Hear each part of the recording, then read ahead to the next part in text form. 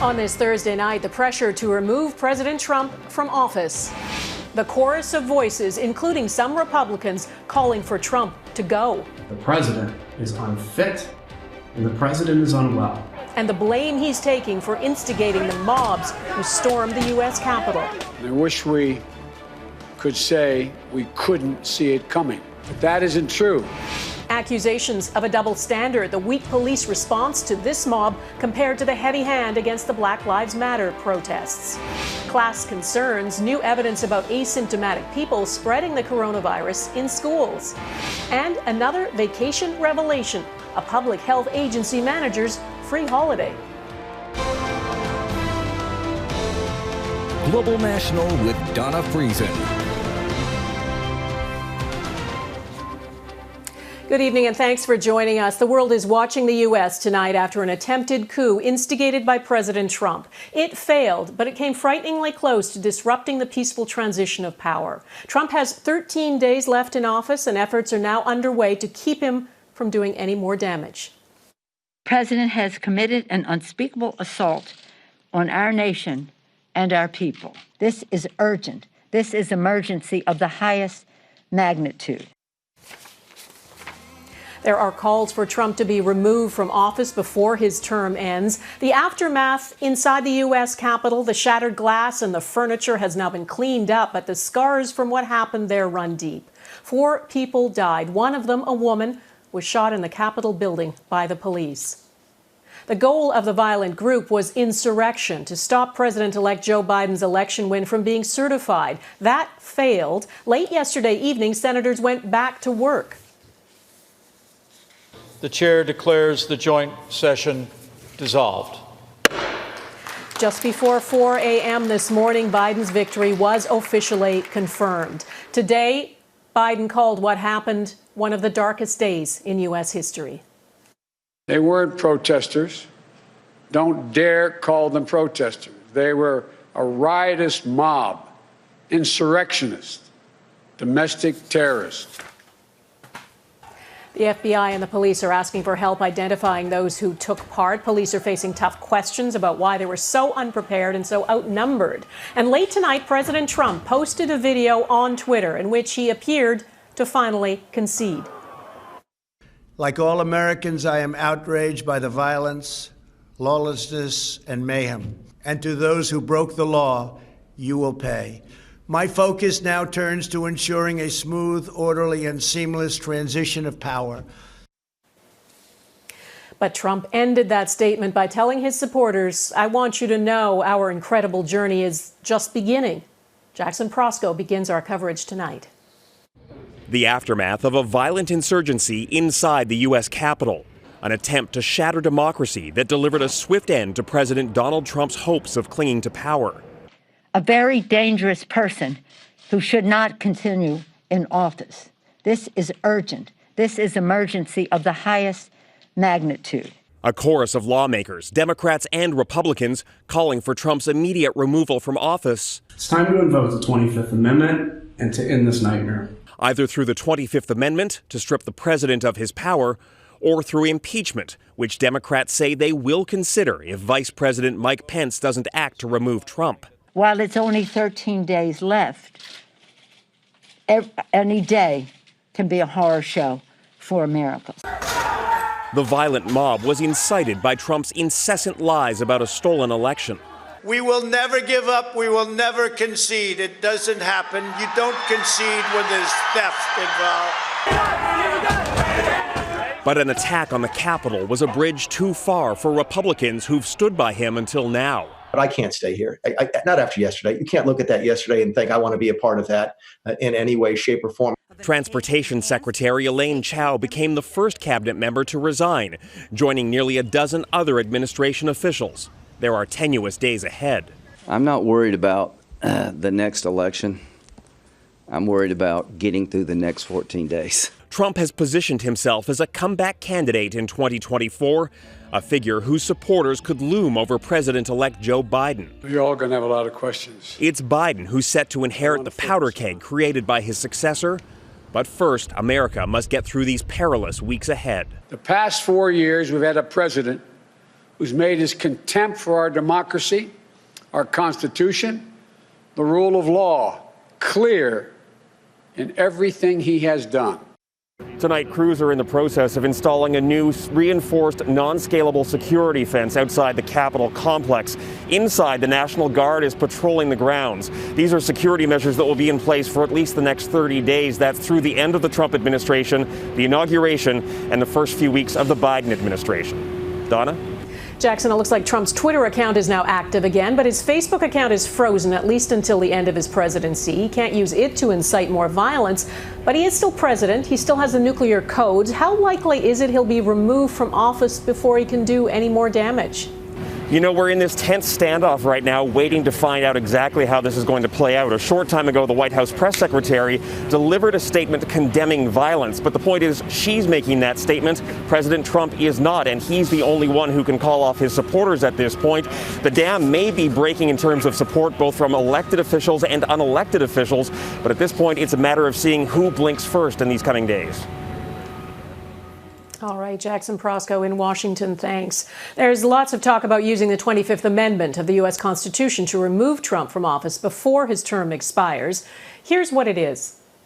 The 25th Amendment can be invoked if, for any reason, a president is unable to carry out their duties. The vice president then assumes the powers and duties temporarily. Section 3 allows the transfer of power voluntarily. George W. Bush did that twice for brief periods while he had routine colonoscopies. Section 4, though, has never been invoked. It empowers the VP and a majority of the cabinet to declare a president unable to discharge the powers and duties of his office. If the president objects, he will eventually retake his powers unless the vice president and cabinet are supported by 2/3 majorities in both the House and the Senate within 21 days. Even then, the president can keep trying to return, forcing new votes. Senior Republicans enabled and supported Trump, and now some are abandoning ship in his final days in office. But where does this leave the party? That's what Eric Sorensen is looking at. Few stood to lose more from Donald Trump's shrinking political world than Georgia Senator Kelly Loeffler. On January 6th, I will object to the Electoral College vote. January 6th, the senator learned she'd lost her seat. The same day, a mob egged on by Trump ransacked the Capitol. And finally, Loeffler gave up helping Trump overturn the election. And I cannot now in good conscience object to the certification of these electors. Republicans see a reckoning coming. We've had a hell of a journey. I hate it to end this way. Oh my God, I hate it. Among those abandoning Trump's unwinnable bid to stay in office, his golf buddy, Senator Lindsey Graham. When it's over, it is over. It is over. Even Trump's loyal vice president presided over the final vote, sealing Biden's victory and Trump's fate. The chair declares the joint session dissolved. Now, will Trumpism outlast Trump himself? I'm inclined to think that the Trump movement will be relatively short-lived. The key is the personality. Once that is removed, it is very likely to fragment. Some Republicans are ready to move on from what happened yesterday. Because our kids need to know that this isn't what America is. But others say this is what America is, just the tip of Trump's millions of voters. And demonizing Democrats is a model ambitious Republicans are ready to carry on. They intend to change this country, not for a year, not for 10 years, but for generations. Senators like Ted Cruz and Josh Hawley hope to inherit Trump's voters. Millions of Americans concerned about our election integrity. But over Hawley's shoulder, another Republican tested a different message. The best way we can show respect for the voters who are upset is by telling them the truth. The big truth? Trump lost the election. He has split his own party fighting that truth, but it's created an opening for Republicans to choose between Trumpism and something new. Eric Sorensen, Global News. The federal prosecutor for the District of Columbia says all options are on the table for charges against the mob, including sedition. Police say more than 90 people have been arrested, but what has not been answered is why the mob got inside so easily. The chief of the Capitol Police Force said tonight he's resigning. Many people, including Joe Biden, have said if this had been a Black Lives Matter protest instead of mostly white Trump supporters, the police response would have been dramatically different. Mike Armstrong reports. Washington's mayor is calling what happened Wednesday in her city a catastrophic security failure. Muriel Bowser is asking Congress to hold a commission into what went wrong. Both to hold people accountable and to ensure that it never happens again. The criticism of police action ranges from questioning their effectiveness to questioning their effort. One Tennessee congressman says at times officers appeared complicit and that he's never seen a crowd less afraid of police. Even during the siege, there was criticism from people in the crowd. There's not enough cops here to handle us, and that's troubling.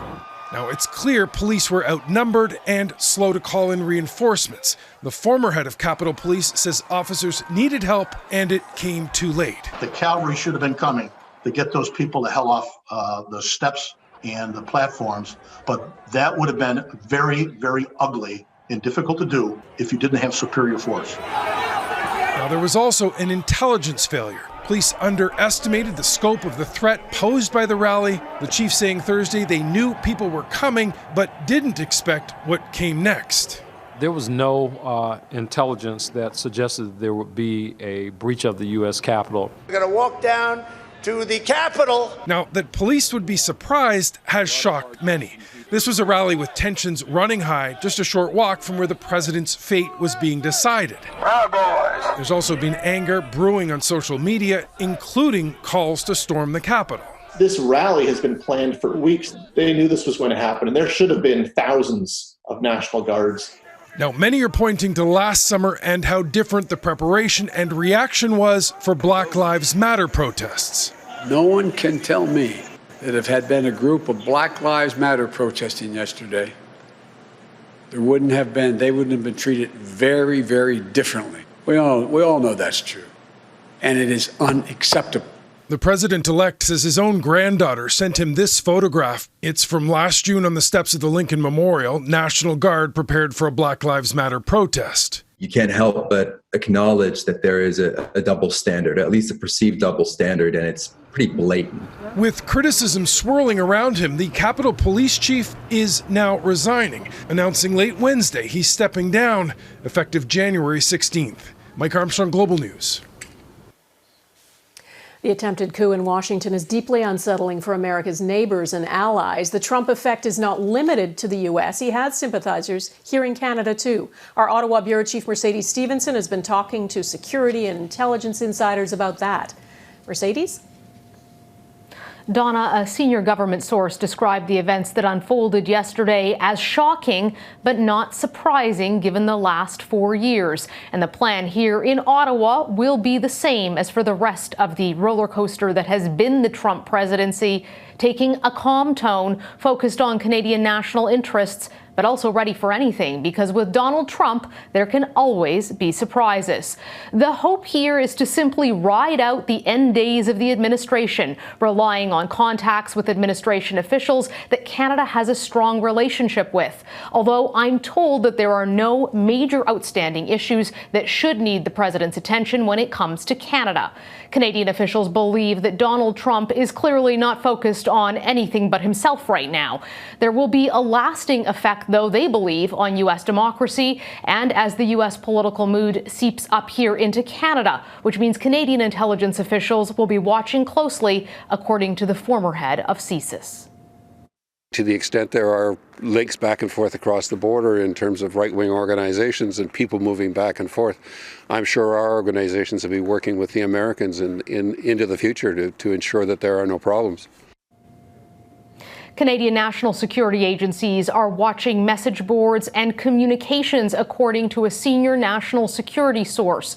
But the fear is less that a mob would overrun Parliament here than the damage that is being done through conspiracy theories, attempts to undermine people's faith in democratic institutions and elections, and even basic facts, and that there will be potentially a long-lasting effect in Canadian politics well after Donald Trump leaves office.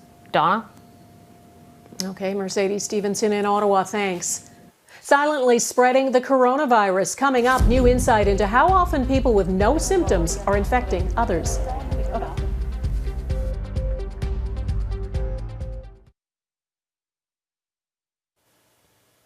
Students in southern Ontario will have to wait until January 25th before returning to in-person learning. Ontario's premier says 1 in 5 children under the age of 13 who have been tested are carrying COVID-19, and as a result, schools will stay closed for now.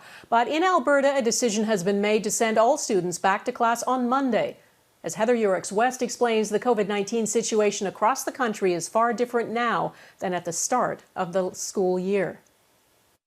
Like so many parents, Alicia Higa is just trying to take things day by day. Between broken links that don't work and them getting frustrated, me getting frustrated, I'm at a point where it's just, you do what you can and just move on. 2 of her 3 kids are learning virtually right now, sitting at a computer for hours. On Monday, they'll head back to class. The decision to resume in-class learning on January 11th is based on carefully considering the importance of attending school in person, as well as the latest evidence of cases dropping in all school-related age groups in December. The Premier says he's confident kids can return to classes safely, but this expert isn't so sure. I do think that there's plenty of reason to be concerned, and I'm certainly concerned about the idea of having children return to the classroom as early as next week. Dr. Jim Kilner says it's still not clear that infection levels in Alberta are actually on the decline. And at current levels of community spread, he says there is growing evidence that open schools can lead to more transmission among asymptomatic kids. The thing that's evolved as well is an understanding that schools can be contributing to the rise of disease in the community. I don't think anybody can comfortably say that schools don't contribute to transmission of infection. It's why in southern Ontario, where daily case numbers are still on the rise, schools will remain closed to in-person learning for at least another 2 weeks. I know this is a tough one. It's tough for everybody. And we know those parents have worked hard at this, and having the virtual learning is not easy. Trying to manage their 2 different schedules, my own schedule and my 4-year-old, I can't imagine if there are people working from home right now. Back in Alberta, Higa says she's not worried about COVID-19. Her kids have never had a case in their classes. But the reality is it's January, and the pandemic is now in a very different place than it was in the fall. Heather Urix-West, Global News, Calgary. There's new data from the U.S. showing how asymptomatic and pre-symptomatic people are spreading the coronavirus. Modeling done by the U.S. Centers for Disease Control and Prevention shows asymptomatic people transmit more than half of all COVID-19 cases. 35% are people who infect others before they show symptoms. 24% are from people who never develop symptoms. Researchers say the findings reinforce the importance of following all public health guidelines, whether you feel sick or not. Bad influencer still ahead. A Canadian public health official takes an all-expense-paid trip to Jamaica.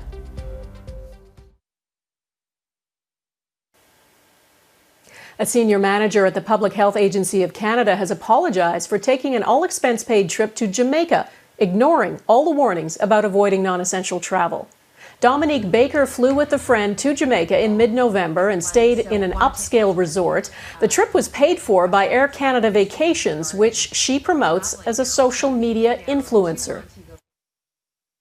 The timing just wasn't right, and I shouldn't have gone. And I urge anyone thinking of getting away this winter to wait until this pandemic is over. Good advice she failed to take. Baker is the manager of Public Health Canada's Office of Border and Travel Health, which is focused on keeping communicable diseases out of Canada. Next, how fragile is democracy, even in a rich and powerful country?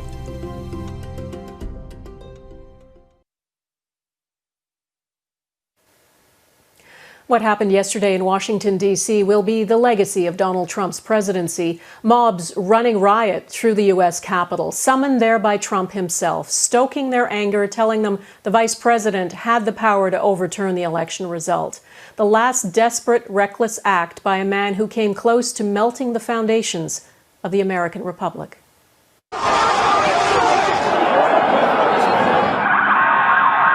This is how democracy can crumble. Driven by a leader who refused to accept he lost an election. Trump supporters did this in his name. intoxicated by 4 years of his incendiary rhetoric, believing his baseless claims the election was stolen. People motivated to action by lies. They stormed the U.S. Capitol, carrying Confederate flags, vandalizing, intent on stopping the peaceful transfer of power because their leader told them to. We will never give up. We will never concede. It doesn't happen. You don't concede when there's theft involved. Our country has had enough. We will not take it anymore. Let's have trial by combat. That rallying cry answered by a mob, even erecting a makeshift gallows and noose just steps from the U.S. Capitol. This was an attempted coup. And I wish we could say we couldn't see it coming. But that isn't true. We could see it coming. The past 4 years, we've had a president who's made his contempt for our democracy, our Constitution, the rule of law clear in everything he has done. A vivid, chilling reminder democracy is fragile, and America is not exceptional. The question remains whether the instigator of this, Donald Trump, will ever be held accountable. And that is Global National for this Thursday. I'm Donna Friesen. In the heart of Washington, the U.S. Capitol is being fortified, the high fencing to remain in place for at least 30 days. Thanks for watching. Hope to see you here again tomorrow. Take care of yourselves. Bye-bye.